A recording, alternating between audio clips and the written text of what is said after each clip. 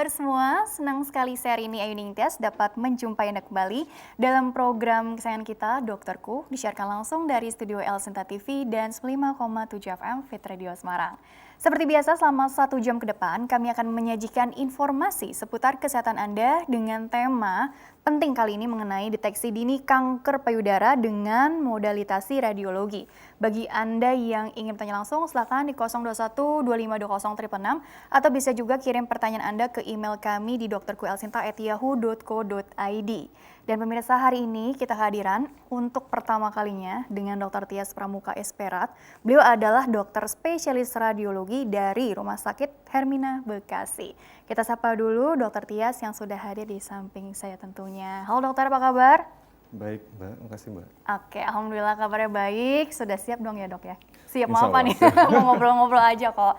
Mau bertanya-tanya seputar bagaimana sih deteksi dini kanker payudara dengan modalitasnya radiologi ya dok ya? Karena kan kalau perempuan nih ya sudah tahu lah ya dok ya bahwa kanker payudara ini kan katanya yang nomor 1 nih paling banyak dalam tanda kutip ya menghantui gitu ya kaum wanita gitu ya. Sebetulnya kan kalau dipikir-pikir ini kan berita baiknya ini kan bisa dicegah dengan cara deteksi dini gitu ya dok ya. Tapi kesadaran untuk deteksi dini sendiri mungkin belum semuanya juga gitu ya dok ya. Atau kalaupun udah sadari nih gitu ya, meraba sih ada benjolan atau apa gitu. Kemudian untuk sadanis atau mungkin melakukan pemeriksaan penunjang, entah itu USG atau mamografi, itu ada rasa takut-takut begitu ya dok ya.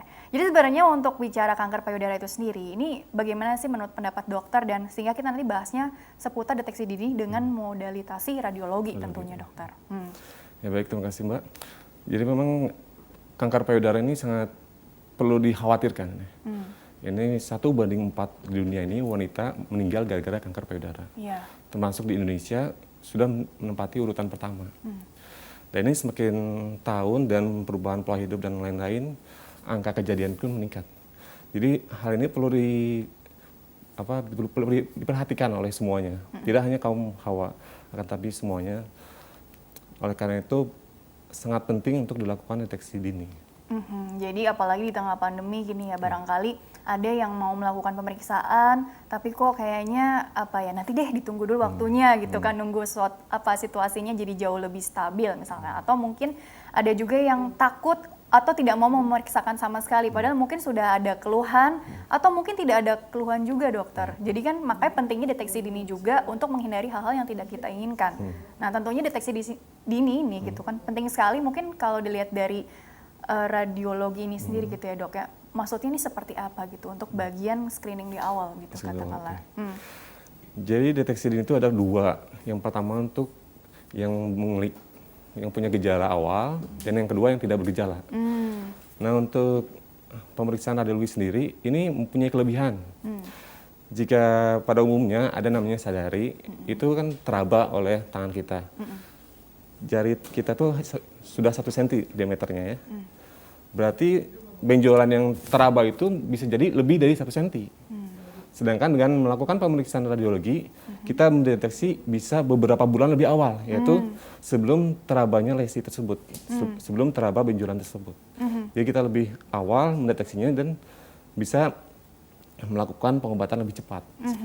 Kadang-kadang pasien tuh datang terus maaf ya kasusnya udah terlambat, udah stadiumnya udah agak lanjut.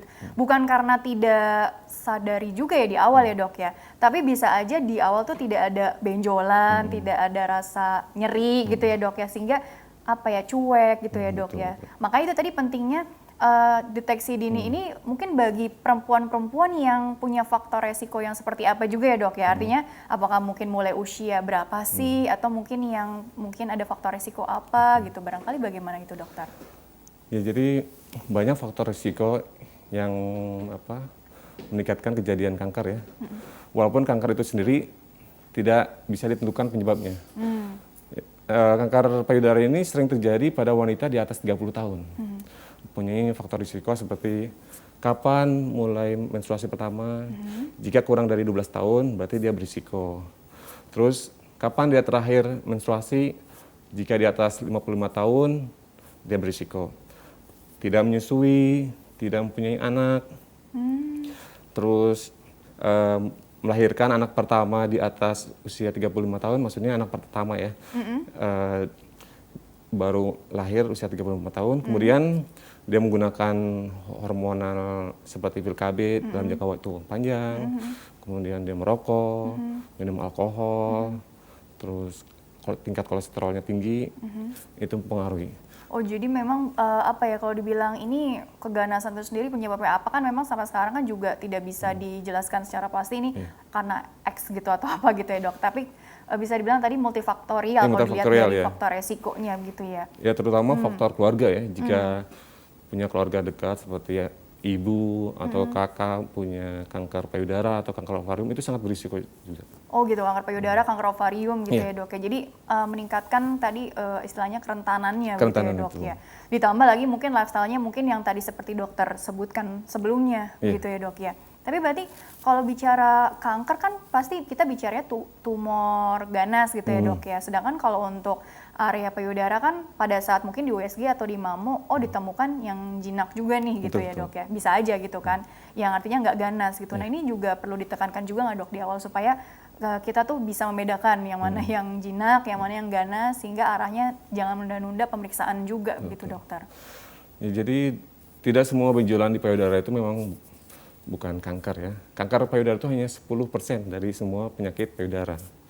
Nah ini pentingnya deteksi dini apakah ini masuk kanker atau bukan. Kalau memang kanker, berarti dia pertumbuhannya bakal cepat. Kalau ditunda beberapa minggu, dia mungkin yang asalnya mungkin ukuran setengah senti, beberapa minggu kemudian bisa sampai 1 senti, bisa lebih. Masif gitu ya, pergerakannya sangat tidak bisa diprediksikan juga gitu ya dok ya. Itu bedanya yang jinak ataupun yang ganas. Tapi kalau dari segi faktor risiko bisa jadi mirip-mirip ya dok ya? Kalau faktor risiko, itu lebih ditekankan kepada kanker payudara ya. Kalau untuk yang tumor jinak, itu hanya lebih ke genetik, lebih kecil lagi, begitu atau mungkin faktor mungkin ada pentrigger hormonal juga atau apa gitu dok, misalkan? Ya untuk hormonal biasanya kalau pada wanita muda ketika menstruasi mulai-mulai, dia akan sering mengalami sakit di payudara. Jadi itu menandakan bahwa ada perubahan jaringan dari payudara sendiri. Payudara akan terangsang untuk tumbuh ya, karena hormon estrogen tadi. Jadi padat, terus ada namanya perubahan seperti bentuk kistik, nah itu biasanya pada tumor jinak. Kistik begitu ya, jadi sifatnya gitu ya dok ya. Berarti kalau misalnya kita bicara ingin mengetahui ini resiko kita sendiri seperti apa, tadi kan dokter udah bilang nih bagi perempuan yang punya faktor risiko, terutama yang tadi ya dok ya sudah dipaparkan. Nah ini dengan modalitasi radiologi ini sendiri, maksudnya apa sih gitu? Jadi perannya gitu untuk deteksi dini kanker payudara gitu ya. Karena kan ada yang USG, ada yang mammo, tergantung dari usia atau tergantung dari sekali lagi tadi faktor resiko yang lain atau mungkin ada pemeriksaan selain USG dan mammo yang bisa nanti dijelaskan juga dok di segmen selanjutnya juga. Ya, jadi ada namanya Yayasan Kanker Payudara Indonesia, dia menyarankan pemeriksaan mamografi. Nah, mamografi itu salah satu pemeriksaan radiologi yang menggunakan radiasi sinar X. Nah, dengan menggunakan radiasi sinar X tidak sembarang penggunaannya. Ini disarankan pada wanita di atas 35 tahun. Nah, ini disarankan dilakukan pemeriksaan 2-3 tahun sekali seperti itu. Nah, untuk usia kurang dari 35 tahun disarankan menggunakan USG. Karena USG hanya menggunakan gelombang suara, jadi aman untuk semua usia. Jadi USG gelombang suara, terus kalau yang mamografi tadi sinar X gitu ya. Mengenai bedanya apa mungkin ditahan dulu kali ya dok ya. Bisa dijelaskan nanti mungkin secara singkat di segmen selanjutnya ya dok ya. Oke, baiklah pemirsa, jangan kemana-mana, tetaplah bersama kami akan kembali sesaat lagi.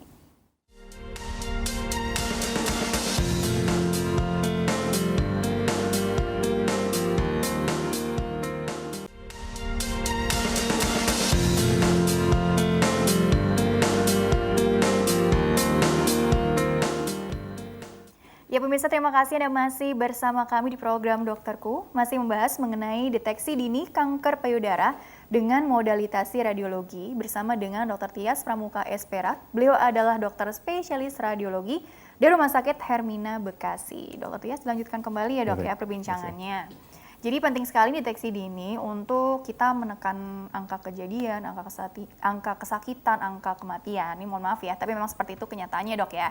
Nah ini ada slide-slide yang sudah dokter Tias persiapkan dari rumah sakit tentunya mengenai jadi terkadang kita tidak sadar kalau ada benjolan ya dok ya. Karena memang mungkin tidak teraba atau memang karena ukurannya masih kecil, masih stadium 1 atau mungkin belum stadium 1 juga gitu ya. Mungkin nggak sih gitu. Jadi maksudnya seperti apa sih? Apakah selalu teraba, apakah selalu nyeri benjolan itu sendiri sehingga kita kadang tidak terlalu notice juga gitu dokter. Seperti apa itu? Ya betul. Jadi sebenarnya benjolan itu bisa ada gejala nyeri ataupun tidak ya. Nah, ketika diraba ada yang bisa teraba, ada juga yang tidak. Nah, di sini di stadium 1 ini ada ukurannya kurang dari 2 cm ya. Kalau misalkan tangannya terlatih, mungkin bisa memprediksi, oh ini sekitar 1 cm atau 2 cm lah. Tapi jika tidak terlatih, misalkan kurang sensitif tangannya, bisa jadi yang dikiranya, oh ini masih kecil. Padahal kenyataannya setelah di USG, oh ini udah lebih dari stadium 1. Gitu. Coba di next slide ya. Jadi kalau di stadium selanjutnya, karena kan ini ada tahapan-tahapannya begitu ya dok ya. Nah ini stadium, ini contoh ya stadium 2A gitu ya dok ya. Ini maksudnya tadi dokter sempat bilang bahwa benjolannya itu tumornya ini kan bisa tambah besar gitu ya dok ya. Jadi ini dalam hitungan waktunya kapan, kadang kita nggak bisa memprediksikan ya tergantung dari masing-masing kasusnya juga. Jadi maksudnya di stadium 2 ini berlanjut jadi seperti apa sih? Jadi dari stadium 2 itu selain ukuran yang besar, tumor sendiri dia menyebar. Menyebar ke arah getah bening. Oh ya Allah. Getah bening di ketiak kita, terus masuk stadium lanjut lagi, dia akan menyebar lagi. Dan akhirnya bisa ke seluruh tubuh, yaitu ke metastasis istilahnya. Oh iya, makanya kan itu istilah dari keganasan tuh memang kenapa sih disebut keganas, karena tidak hanya lokal aja gitu ya dok, tapi bisa dalam tanda kutip menggerogoti sel-sel yang sehat di luar, di tempat lain gitu ya dok. Artinya seluruh tubuh jadi kena juga resiko gitu ya. Penyebaran tadi dokter bilang.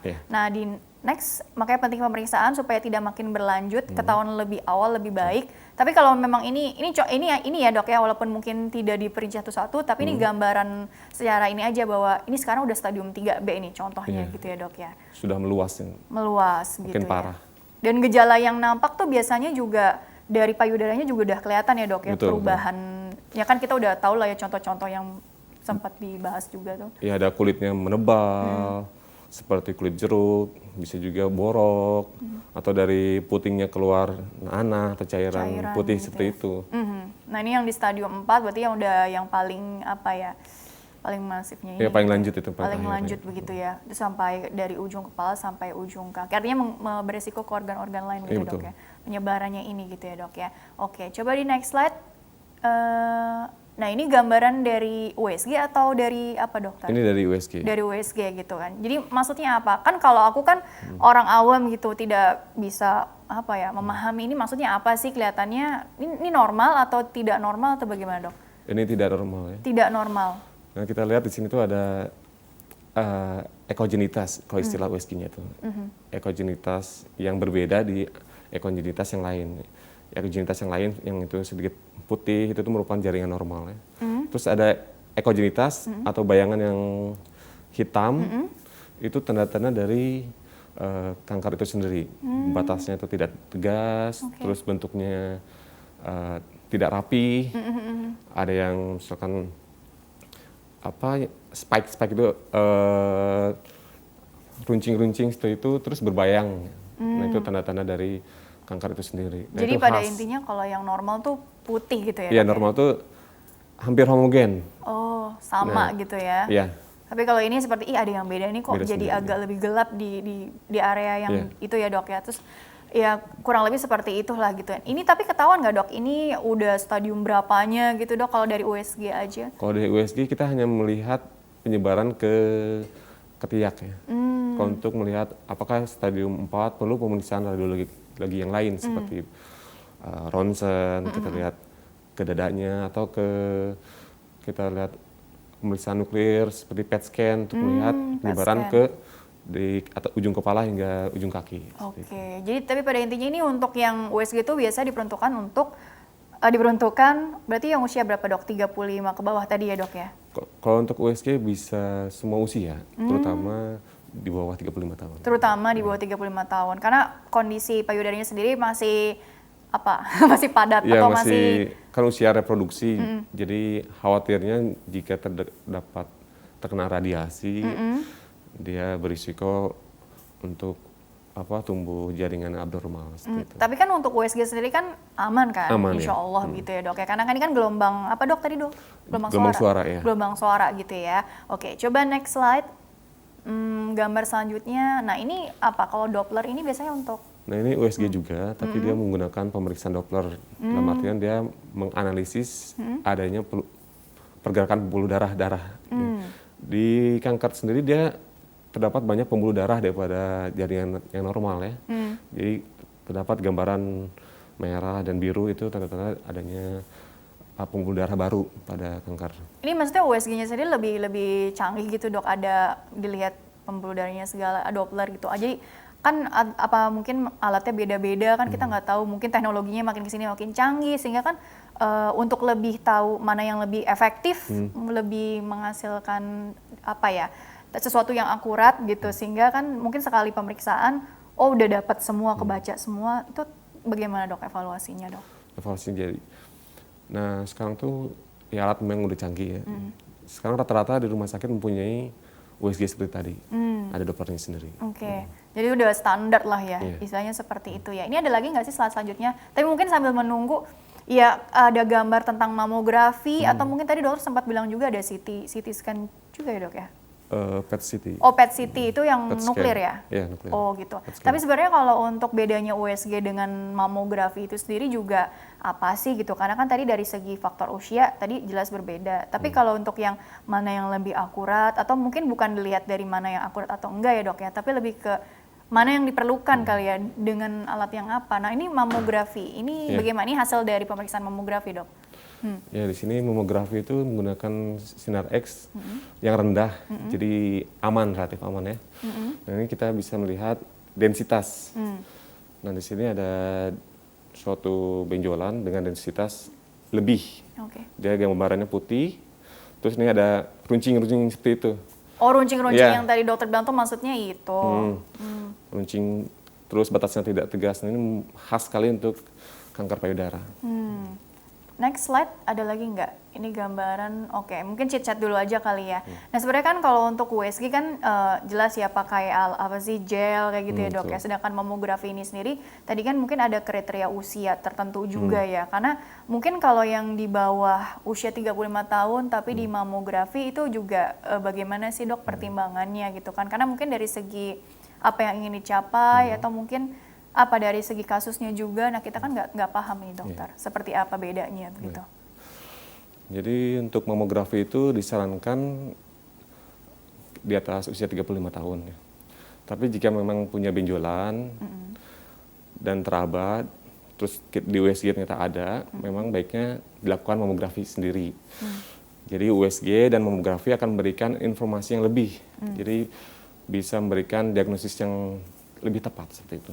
Lebih tepat. Nah, jikalau misalkan ternyata ini butuh imaging atau pemeriksaan radiologi yang lebih tinggi, bisa dilakukan MRI dengan menggunakan kontras. Itu nilai akurasinya lebih tinggi daripada mamografi dan USG.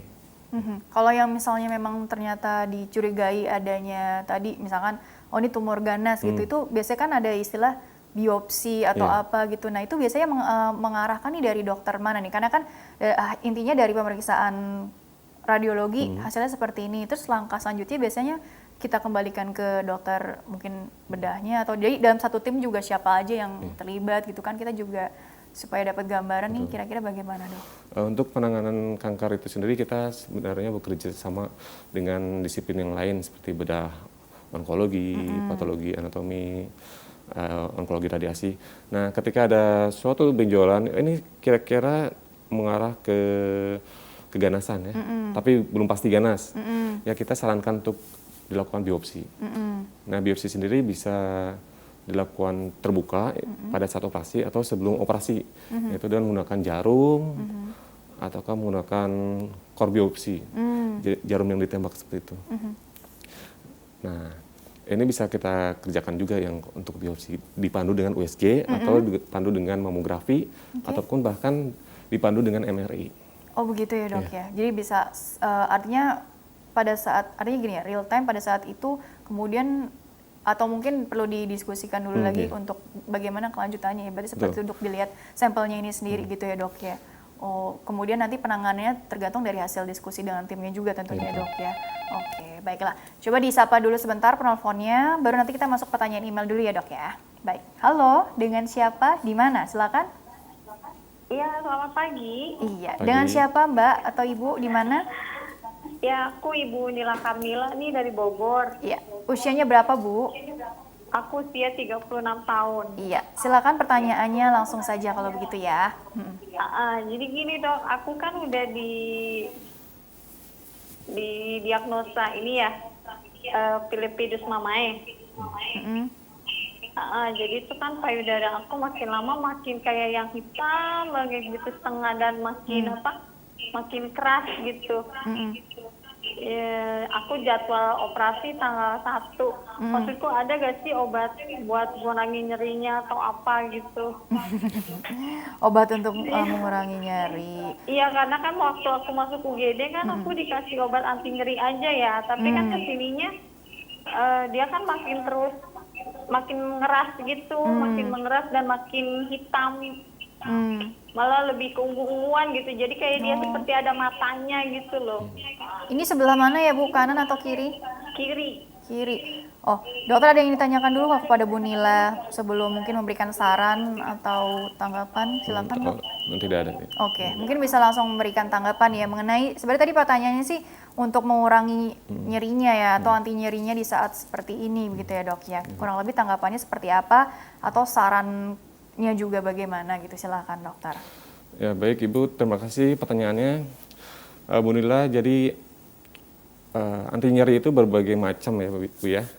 Ada tingkatannya, saya kurang tahu apa yang Ibu dapatkan sewaktu di IGD. Namun jika Ibu merasa makin nyeri, alangkah baiknya Ibu kontrol lagi ke rumah sakit ya. Tunjukkan apa yang Ibu telah makan, bagaimana efeknya. Jika memang terasa berkurang, maka lanjutkan. Jika terasa makin nyeri, mungkin Ibu bisa minta obat anti nyeri yang lebih tinggi, seperti itu. Dan untuk kanker sendiri memang rasanya sangat sakit ya.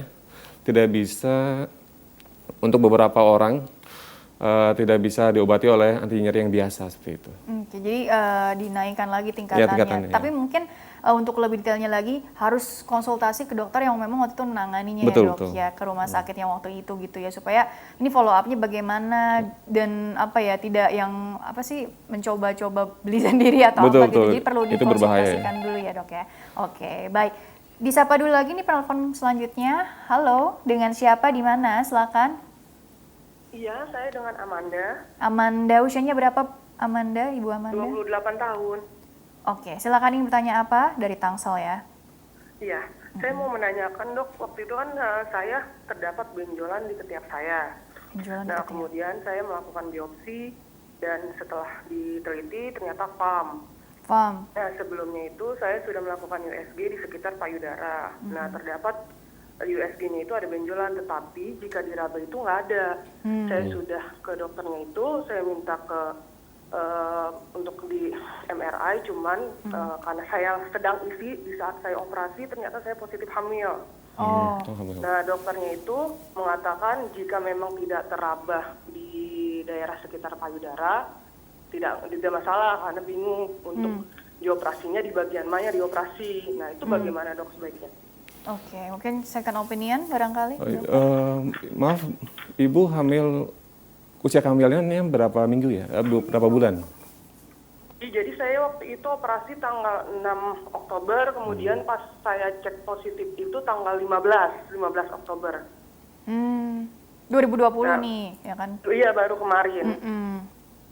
Tadi disebut hamil ya? Iya, jadi di bulan Oktober itu ya, Oktober 2020. Iya, di bulan Oktober. Usia tanggal kehamilannya 6 berapa, Bu? Kemarin saya operasi. Iya. Usia kehamilannya berarti sekitar berapa minggu tuh ya, Bu? 5 minggu 4 hari. 5 Pas minggu saya 4 hari. cek tanggal 20-25 Oktober. Oke. Silakan dokter tanggapannya atau ada lagi yang ditanyakan dulu pada Ibu USG-nya Manda? tadi itu tidak ada ya? Di USG-nya ada, Ada. cuman pas diraba itu, pas saya raba dari sekitar ketek dan sekitar payudara itu nggak ada, nggak Oh, iya, iya. keraba gitu dong. Oke. Tidak Tapi, teraba pas tapi hasil saya- USG ada gitu. Ya Pak, tapi pas saya konfirmasi ke dokternya, kata dokternya itu kalau misalnya memang tidak teraba, ya udah tidak usah dikhawatirkan kan gitu. Nanti mungkin bisa cek lagi setelah menyusui, setelah 2 tahun setelah menyusui. Disarankannya seperti itu gitu ya. Kan artinya Iya. ya karena tidak ada keluhan yang bagaimana banget itu kali ya maksudnya ya tidak teraba tapi hasil USG-nya begini nih dok gitu kan. Jadi gimana apakah tadi nanti kontrol lagi pada saat sudah menyusui, sudah melahirkan gitu ya dok ya. Jadi bagaimana saran dari dokter juga ya tentunya. Iya. Tadi sudah ada pemeriksaan USG, terus ada pemeriksaan biopsi ya.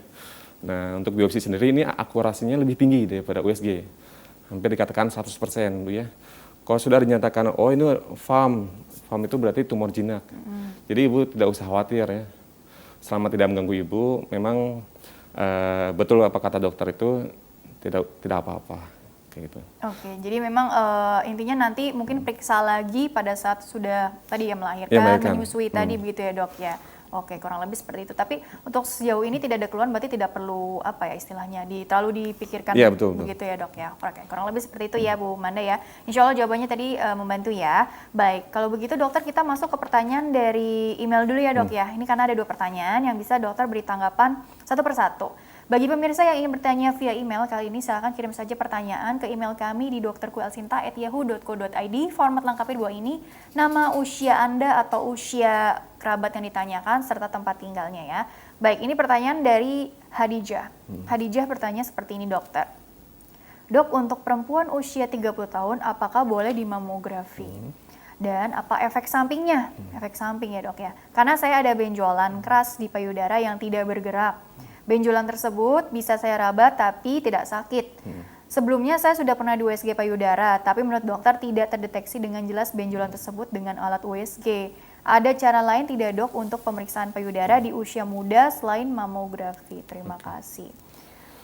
Maksudnya bagaimana ini dokter? Apakah USG-nya ini sendiri belum cukup detail tadi dok untuk, padahal mungkin tadi benjolannya teraba sekali gitu ya dok ya, tapi tidak sakit. Dia pengen tahu kali ya ini gimana nih, karena takutnya kan keganasan atau apa gitu ya dok ya. Namanya kan kita kan apa ya, deteksi dini gitu ya. Jadi mindset yang perlu dibangun juga bagaimana, tindakan yang perlu diambil juga seperti apa ini. Ibu betul sekali tindakannya, itu Ibu melakukan pemeriksaan USG ya. Nah, akan tapi usia Ibu masih di bawah 35 tahun. Nih, ada yang perlu ditanyakan kembali, apakah Ibu punya riwayat keluarga kanker payudara atau ovarium kah? Jika tidak ada, maka pemilihan modalitas radiologinya itu MRI dan kontras. Itu lebih aman untuk usia Ibu. Akan tapi jika Ibu mempunyai riwayat keluarga, apalagi jika Ibu telah melakukan pemeriksaan genetik seperti BRCA1 atau 2 dan ternyata positif, Ibu bisa dilakukan mamografi. Nah, untuk mempunyai riwayat keluarga dan juga genetik yang positif, itu pemeriksaan mamografinya lebih awal Bu ya. Bukan di atas 35 tahun, akan tapi usia 30 tahun pun baiknya diperiksa dan tiap tahun seperti itu. Oh gitu ya dok ya. Jadi kalau memang ternyata faktor resikonya nih kuat, cukup banyak, artinya tadi ada riwayat keluarga yang kanker payudara atau kanker ovarium, terus ada pemeriksaan khusus tadi memang ternyata beresiko gitu ya dok. Jadi tidak apa lebih awal dan itu rutin setahun sekali begitu ya dok ya. Oke, follow up seperti itu. Oke dokter, pertanyaan penelpon dulu lagi ya. Baik, halo, dengan siapa, di mana? Dengan Afifah di Jakarta. Oke, Ibu usianya berapa, Bu? 24. Oke, silakan. Ingin bertanya apa? Ini dok, Afifah. saya kan ada benjolan di kedua payudara. Benjolannya kayak kelereng bulat. Tapi Kayak itu kelereng. Nah, kalau misalkan mau hand atau masa subur itu sakit dok. Cuman setelah itu nggak sakit. Benjolannya juga bergerak keras. Cuman saya belum periksa ke dokter. Nah, itu kira-kira apa ya dok? Usianya 24 tadi ya? Iya. Setiap mau menstruasi ada benjolan seperti apa kelereng tadi ukurannya ya. Itu bagaimana dok? Belum pernah periksa gitu ya? Setiap momen saja ya? Atau di luar siklus haid juga Di luar siklus juga ada, tapi pas sakitnya itu sebelum haid sama masa subur itu sakit. Oh. Cuman hilang timbul gitu aja. hilang? Hilang timbul, Oh iya, jadi nyerinya hilang timbul mendekati siklus ya? Atau tadi ya di masa subur gitu ibaratnya seperti itu. Bagaimana dok? Oke. Tapi benjolannya berarti ada terus ya? Ada terus dok? Ada bergerak-gerak benjolannya. Bergerak-gerak gitu. Oke. Bagaimana dok? Bu, nanti Ibu harus rutin melakukan sadari. Nah, baiknya itu dilakukan pada hari ke-7 sampai 10 dari hari haid pertama, Bu ya. Nah, ketika pada masa haid itu bisa mengkaburkan, Bu, karena Ibu masih terpapar hormon ya. Dan hormon sendiri dia akan membuat payudara keras dan payudara seperti tadi ada benjolan-benjolan ya. Nah, kita ingin tahu apakah setelah pajanan atau paparan hormon itu berhenti, apakah masih ada benjolan atau tidak gitu. Jika ternyata masih ada, maka baiknya Ibu diperiksa gitu ya. Tapi kalau tadi spesifik memang di waktu-waktu masa subur atau menjelang haid gitu kan. Jadi di situ aja terus tapi hilang timbul. Jadi memang solusinya tadi rutin sadari aja terus dipantau terus begitu ya, Dok ya. Atau mungkin ya memang udah saatnya untuk USG payudara terus kemudian berulang juga seperti tadi saran yang sebelumnya kan mamografi tiap tahun atau apa gitu. Nah, ini bagaimana, Dok? Kalau berulang terus dan terasa terganggu, Ibu baiknya ke dokter. Nanti dokternya akan dilakukan pemeriksaan, misalkan apakah mungkin ada kelainan hormon, terus bagaimana pemberian obatnya, nanti akan dokter yang memberitahukan. Oke, kurang lebih seperti itu ya. Nah, ini ngomong-ngomong nih pertanyaan dari email yang kedua, tadi mudah-mudahan sudah cukup jelas ya untuk Afifah ya. Tadi mengenai benjolan yang ukurannya terabas seperti kelereng gitu ya, Dok ya. Nah, ini pertanyaan yang kedua dari email ini dari Yan, usianya 28 tahun dari Jakarta. Ini pertanyaannya kok mirip ya. Jadi berkaitan nih dokter, jadi menjelaskannya tadi udah sekalian dong ya. Dok, apakah benjolan yang muncul menjelang waktu haid dan nyeri cukup diabaikan saja karena hormonal? Nah, ini pertanyaan spesifik. Cukup diabaikan saja nggak karena hormonal? Mungkin udah banyak browsing juga ya. Jadi sehari sebelum waktu haid saya ada muncul benjolan di ujung lipatan ketiak. Ketiak tapi ini bukan di benjolannya. Tidak jauh dari payudara kanan saya. Rasanya nyut-nyutan, apakah saya perlu curiga itu tumor berbahaya, Dok? Makasih, Dok. Usia 28 tahun. Usia muda memang pada masa subur-suburnya memang terpajan hormon ya. Dan kalau nyeri ya boleh bisa beli obat nyeri. Cuman nyeri jika masih tetap nyeri, ya baiknya ke dokter, mungkin bisa diresepkan obat yang lebih bagus seperti itu. Dan kalau memang di luar siklus haid yang tadi saya kemukakan sebelumnya, ya baiknya diperiksa USG seperti itu. Oke, jadi begitu ya. Jadi jangan nunda-nunda pemeriksaan juga ya. Apalagi mungkin di tengah pandemi ada yang takut ke rumah sakit atau takut pemeriksaan itu sendiri begitu ya. Jadi mindset yang seperti itu perlu dihilangkan gitu ya. Tapi kembali lagi ya, Dok, ya mengenai untuk persiapan dari USG ataupun mamografi sebenarnya mungkin nggak ada pemeriksaan yang khusus kah atau bagaimana? Terus karena kan banyak yang masih bertanya-tanya gitu kan, aduh saya mau periksa ini tapi saya takut atau takut dengan hasilnya atau takut atau risih atau nggak nyaman macam-macam gitu ya, Dok ya. Apalagi ini perlu berulang tadi dokter bilang. Kalau memang hasilnya seperti apa sih perlu rutin. Kalau hasilnya normal-normal aja boleh nggak 3 tahun sekali gitu atau 2 tahun sekali gitu ya, Dok ya. Artinya kan salah nggak sih punya mindset seperti itu? Kan hasilnya normal-normal aja kalau normal gitu ya, Dok ya. Kira-kira seperti apa, Dok, follow up ke depannya gitu? Oke, baik. Nah, kalau untuk mamografi ini kan tadi disarankan tuh di atas 35 tahun. Untuk yang mempunyai risiko biasa. Tapi jika untuk yang tadi saya jelaskan punya risiko tinggi, yaitu keluarganya positif, kanker, terus pernah di pemeriksaan genetik ternyata juga positif BRCA 1 atau 2, dari usia 30 tahun tuh harus sudah mulai mamografi ya. Ketika normal, disarankan tahun depan mamografi juga. Nah, tapi rutin, beda halnya ya? Dengan yang risiko biasa ya. Di atas 35 tahun tuh paling 2-3 tahun sekali baru mamografi ya. Kalau misalkan ada temuan, oh ini temuannya jinak, ya bisa nanti 2 atau 3 tahun lagi. Kalau misalkan, oh ini mungkin jinak, mungkin juga tidak ya. Di follow up, dalam 6 bulan harus diperiksa kembali gitu. seperti itu. Tapi kalau untuk anggapan begini dok, itu nggak apa-apa ya dok ya kalau kita terlalu sering di mamografi atau apa ya? Karena kan ada yang bilang, maaf ya, tapi ada yang bilang justru itu yang nanti malah jadi apa ya, penyebaran atau apa gitu kan? Atau mungkin dengan biopsi atau apa malah jadi yang tadinya nggak kenapa-kenapa jadi malah lebih menyebar atau apa gitu. Jadi sebenarnya itu benar nggak sih seperti itu, sehingga perlu diluruskan juga supaya nggak ada lagi ya salah persepsi lah atau apa dok. Jadi untuk radiasi itu sebenarnya tanpa pemeriksaan radiologi pun kita sebenarnya terima radiasi ya. Dari matahari, dari HP, dari misalkan batu-batuan sekitar kita. Dan untuk mamografi itu sendiri sangat rendah gitu. Dikatakan sangat aman. Ibu bisa melakukan mamografi tiap 3 bulan sekali, akan tapi itu kan manfaatnya apa gitu. Jangan sampai manfaatnya tidak ada tapi risikonya ada gitu. Tapi untuk resiko dari paparan radiasinya itu sendiri kan pasti udah artinya apa ya, untuk levelnya tuh udah dihitung gitu ya dok ya, ini aman untuk perempuan atau aman untuk mungkin yang melakukan pemeriksaan begitu ya dok ya, kurang lebih seperti itu ya dok ya. Artinya nggak ada yang dikhawatirkan, oh dampak paparan radiasi yang terlalu sering setiap setahun gitu, terus nggak ada yang seperti itu kan ya dok ya. Mamografi itu lebih aman daripada CT scan, hampir mirip sekitar 7 kali foto torak ya, foto dada ya.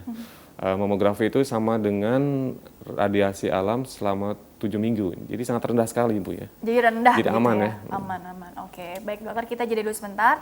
Nanti dilanjutkan kembali di segmen terakhir sekaligus kesimpulan dari Dokter Tias ya. Oke, baiklah pemirsa, jangan kemana-mana, tetaplah bersama kami. Kami akan kembali sesaat lagi.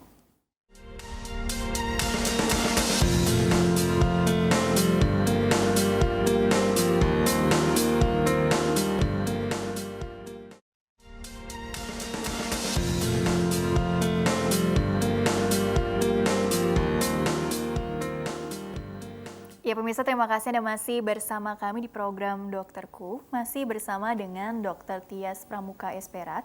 Beliau adalah dokter spesialis radiologi dari Rumah Sakit Hermina Bekasi. Masih membahas tentunya mengenai deteksi dini kanker payudara dengan modalitas radiologi. Dr. Tias, di segmen terakhir, sebelum ke closing statement, aku ingin dokter sekali lagi menekankan sesuai dengan judulnya aja deh kalau gitu kan, deteksi dini ya, lebih cepat lebih baik dong resultnya gitu, harapannya seperti itu. Kita bisa menekan atau menyelamatkan masa depan para Kartini di Indonesia lah gitu ya dok ya, saling mengingatkan, apalagi kan prevalensinya tadi nomor 1 gitu ya dok ya di dunia apa di Indonesia gitu kan, termasuk dan Indonesia ya. Termasuk Indonesia gitu, dan ini kebanyakan memang perempuan ya, kalau laki-laki kan sedikit 1%. ya. Makanya mungkin bantu mengingatkan pasangannya juga untuk rutin sadari atau melakukan pemeriksaan kalau memang ada keluhan, ataupun untuk bagian dari deteksi dini aja sih. Tapi sebenarnya untuk deteksi dini, apa yang ingin sekali lagi ditekankan sekaligus juga mengendalikan faktor resiko yang mungkin aja kita udah tidak bisa utak-atik lagi nih dari faktor resiko. Atau mungkin yang bisa kita intervensi itu yang seperti apa juga gitu barangkali. Ya, jadi tadi sudah dijelaskan tentang faktor risiko. Faktor risiko itu menjadi 2 ya, misalkan ada yang bisa diubah, ada yang tidak bisa diubah. Yang tidak bisa diubah misalkan, oh saya udah head pertama usia SD, terus saya 55 tahun masih head, nah itu kan tidak bisa diubah. Terus punya faktor risiko keluarga, itu tidak bisa diubah. Tapi kita bisa mengubah, misalkan kita bisa menikah lebih awal, ya, mempunyai anak, menyusui, ya minimal di atas 1 tahun ya. Terus memilih obat KB yang baik, misalnya yang tidak mengandung hormon, dan melakukan pola hidup sehat ya. Pola hidup sehat, makan seimbang, olahraga yang cukup, hindari stres, tidak minum alkohol ataupun merokok seperti itu. Iya, jadi intinya apalagi di tengah pandemi ini mungkin bagi sebagian orang ada juga yang jadi berubah juga ya pola hidupnya. Mungkin sebelumnya banyak gerak tapi jadi agak-agak pasif gitu, agak-agak sedentary lifestyle. Terus jadi belum lagi stresor gitu ya dok ya. Itu mempengaruhi hormonal kita juga nggak sih gitu kan? Sangat mempengaruhi. Sangat mempengaruhi kan. Jadi diimbangi dengan tadi usaha yang kita bisa lakukan apa sih gitu kan ya, dengan menjaga pola hidup sehatnya. Terus kemudian untuk ini dok, masih adanya mindset gitu ya, mungkin takut ya dok ya, takut nggak siap dengan hasilnya, atau risih atau apa gitu ya, dengan yaitu USG ataupun mamografi, mau usia berapapun, karena bicara payudara tuh sesuatu yang apa ya dok ya, Ya, karena aset ya, gitu ya, kan sekali lagi. betul. Ya memang kita harus menghilangkan stigma ya di masyarakat tuh. Oh kanker itu ini loh, kanker itu loh, itu harusnya dihilangkan ya. Jadi memang baiknya itu tuh bukan tanggung jawab kaum wanita saja gitu, ini tanggung jawab keluarga dalam sektor kecil, RT RW bahkan pemerintah. Karena kalau tidak ada wanita, mau jadi apa negara gitu? Masalah kita semua kan aneh ya. Apalagi wanita katanya tiang negara ya. Ya. Jadi dari pihak ayah atau pihak suami bantulah wanitanya, misalkan mengantar ke rumah sakit atau ke dokter, atau misalkan mungkin kalau ibunya agak segan untuk periksa payudara sendiri, mungkin bisa dibantu ya.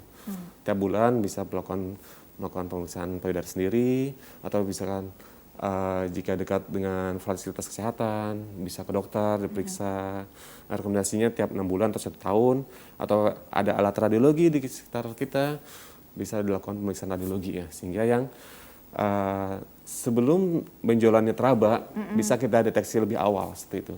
Sehingga pengobatan lebih murah, lebih terjangkau, dan kesuksesan pengobatan pun bisa tercapai. Iya, jadi karena sayangnya tadi kan dibuka kan di awal segmen, maksudnya dibuka dengan fakta bahwa banyak juga yang datang maaf terlambat, kondisinya udah stadium yang mungkin yang udah 3, 4 tadi begitu ya dok ya. Itu mungkin di awal bukan karena kadang nggak aware juga, tapi memang nggak ada keluhan atau gejala yang khas juga, sehingga memang mindset untuk pencegahan ini ya dok ya, preventifnya ini yang perlu dibangun ya gitu dok ya. Oke, dengan rutin deteksi dini atau mungkin ya rutin tahunan tadi USG atau mamografi buat yang punya faktor resiko, entah itu sedang ataupun tinggi begitu ya dok ya. Oke, kurang lebih seperti itu. Karena kalau memang sudah terlanjur kasusnya udah cukup berat, tadi cost-nya ya dok, waktu, tenaga, biaya, dan angka kesembuhannya ini juga berpengaruh ya, menurun gitu ya dok ya. Oke dokter, karena waktunya juga kan bisa dibilang ini cukup terbatas gitu ya. Jadi sebenarnya closing statement atau benang merah yang bisa dokter sampaikan atau tekankan sekali lagi di penghujung acara ini seperti apa sih, terutama bagi para perempuan di Indonesia atau juga bagi pasangan-pasangannya juga begitu ya, atau mungkin yang punya kakak perempuan gitu. Jadi ini jadi perhatian kita semua begitu dokter. Silakan closing statementnya. Jadi saya harapkan itu angka kejadian dari kanker payudara itu menurun ya. Untuk para ibu, para istri, para suami, saudara-saudara semua, jika mempunyai saudara wanita, bantulah mereka, pedulikan kesehatan kita dan mereka juga. Segera deteksi dini jika memang punya keluhan, jika ada usia di atas 35 tahun, tanpa keluhan pun harus segera diperiksa ya. Minimal 2-3 tahun sekali seperti itu. Sehingga kita semua akan terbebas dari kanker payudara ini. Amin ya Allah. Jadi sadari juga faktor resiko yang kita punya gitu ya dok ya. Sehingga tadi untuk lebih meningkatkan awareness juga untuk melakukan deteksi dini itu sendiri gitu ya dok ya. Oke dokter Tia, terima kasih telah berbagi ilmunya di sini. Insya Allah membawa banyak manfaat untuk orang banyak. Sukses, berkah selalu untuk dokter dan ilmu dokter Tias ya. Amin. Terima kasih. Amin. Iya. Dan pemirsa, terima kasih juga Anda telah mengikuti program ini. Saya Rini Ayuning Tias beserta seluruh kru tugas mohon undur diri dari hadapan Anda. Sekian dan sampai jumpa.